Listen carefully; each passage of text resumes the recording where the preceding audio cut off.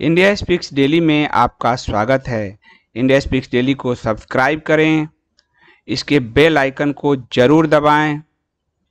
Join button के जरिए आप इसकी सदस्यता जरूर लें और यदि इसका कंटेंट आपको गुणवत्तापूर्ण लगता है तो आप 100 रुपीज़ पर मंथ का सब्सक्रिप्शन जरूर पे करें।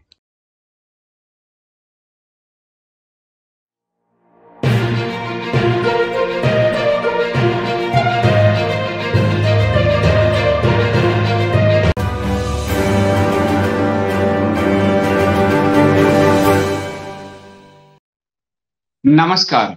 इंडिया स्पीक्स डेली में आप सबका स्वागत है। मैं हूं संदीप देव। बेंगलुरु की जो हिंसा हुई थी अभी कुछ दिन पहले, उसमें भी कांग्रेस की भूमिका स्पष्ट हो गई है। कांग्रेस के लोगों के नाम सामने आ चुके हैं।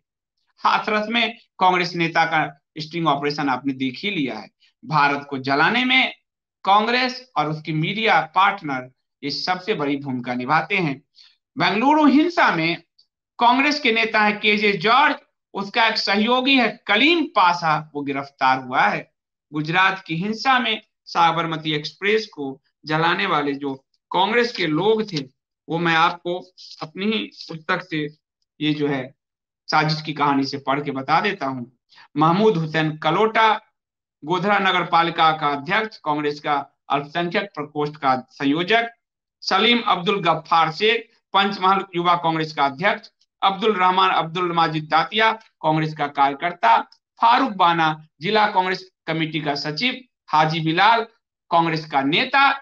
इनको सजा हुई है, फांसी तक की सजा हुई है साबरमती एक्सप्रेस जलाने में। अभी बैंगलोर को जलाने में कांग्रेस शामिल थी, हाथरस में दंगा करने में कांग्रेस शामिल थी। फिर भी लोग कांग्रेस को पता नहीं किस लिए वोट देते हैं। कितना ज्यादा समय वो गुलामी में बिताएंगे मालूम नहीं। कांग्रेस का ये जो नेता है, ये जांच में आया है कि बेंगलुरु हिंसा में नागवारा वार्ड की बीबीएमपी पार्षद इरशाद बेगम का पति कलीम पासा गिरफ्तार किया गया है। बीबीएमपी का पार्षद इरशाद बेगम का पति, पार्षद का पति, और इसमें भी गुजरात में भी पार्षद था। और आपने अभी हाथरस का लिस्टिंग देख लिया रिपब्लिक पे, तो देखते जाइए इसके बड़े नेता मंत्री पार्षद सब शामिल रहे हैं। कलीम पासा को गिरफ्तार किया गया है। बेंगलुरु हिंसा मामले में अब तक 60 लोग गिरफ्तार किए जा चुके हैं। 206 लोगों को हिरासत में लिया गया है और इस पर एसपीडीपीआई को बैन करने के लिए सरकार जो है एक्शन शुरू कर चुकी है। 4 टीम अब तक गठित की गई है और इसमें आपको आया है कि इस मामले में पूर्व मंत्री, कांग्रेस के पूर्व मंत्री और कांग्रेस के नेता के जॉर्ज कांग्रेस के पूर्व मंत्री रह चुके हैं। हाथरस में रिपब्लिक भारत ने जो स्टिंग किया था, वो भी कांग्रेस के पूर्व मंत्री रह चुके हैं। तो इस मामले में यह मामला सामने आया है। उन लोगों की जो के कांग्रेस नेता केजे जॉर्ज है, उसका जो राइटमैन हैंड है कलीम पासा। और कलीम पासा कौन है? वो बीबीएमपी पार्षद जो है, पार्षद है, उसके इरशाद बेगम, उसका पति, उसको गिरफ्तार किया गया है। 4 एसआईटी गठित की गई है। मेरा आपसे इतना ही सिर्फ कहना है कि आप जहां भी रहेंगे कांग्रेसियों से बचकर रहिएगा। ये सिर्फ गिद्धों की राजनीति करते हैं, लाशों की राजनीति करते हैं। इस मामले में एसडीपीआई पर बैन करने की तैयारी है। भाजपा की सरकार वहां एसडीपीआई को जब बैन करेगी, आप कोहराम अब देखिएगा और मचेगा। वो भीड़ में किस तरह से लोगों को हिंसा करके मारा गया था, ये आपको बेंगलुरु का याद ही है। इस मामले में 15 अगस्त को कांग्रेस कर्नाटक के विधायक का भतीजा पी नवीन भी गिरफ्तार हुआ था। वो उस पर आपत्तिजनक पोस्ट डालने का एक मामला था। उसी विधायक के घर हिंसा हुई थी। विधायक दलित वर्ग से था, लेकिन कांग्रेस ने उसको मरने के लिए छोड़ दिया, क्योंकि कांग्रेस को हरियाली पसंद है, हरा हरा वोट पसंद है। इसलिए कांग्रेस की हकीकत है, कांग्रेस की सच्चाई।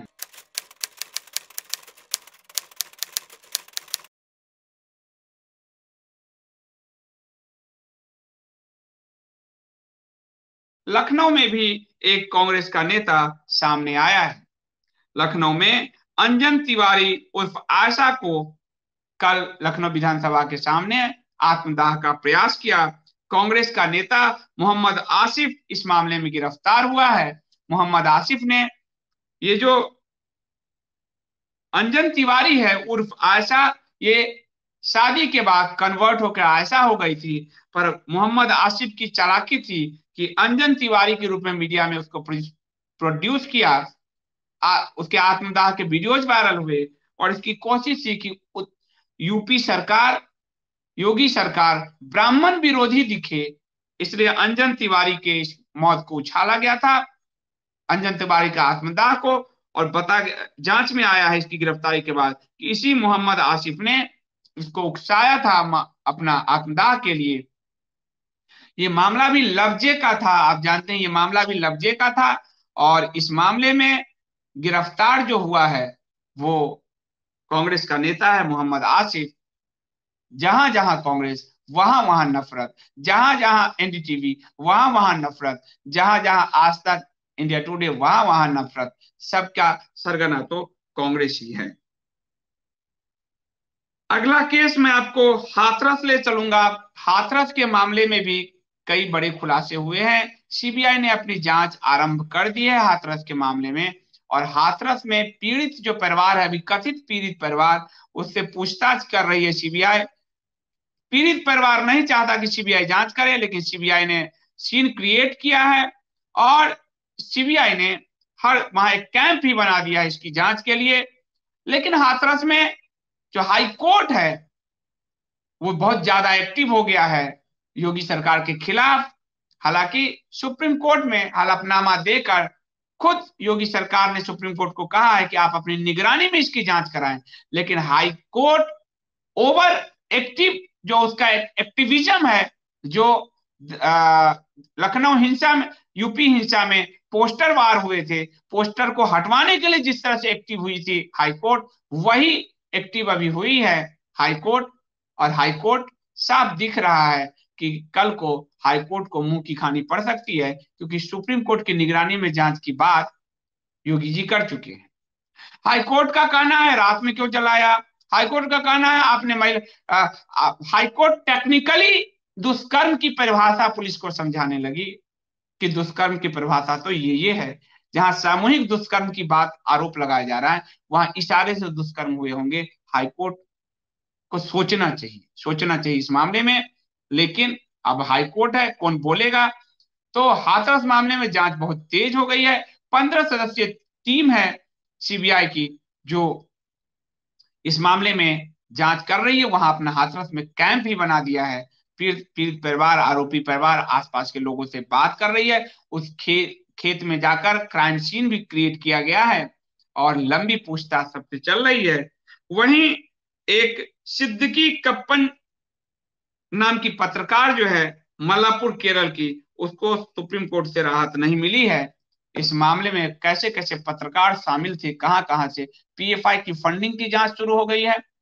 केरल की पत्रकार यहां आई हुई थी, जबलपुर की नक्सल भौजी आई हुई थी, दिल्ली नोएडा का आज तक और इंडिया टुडे गया हुआ था, दिल्ली से पप्पू पिंकी गैंग गया हुआ था। सोचिए कितनी बड़ी साजिश थी, वो साजिश नाकाम हुई है। सीबीआई इस जांच को आगे बढ़ा रही है।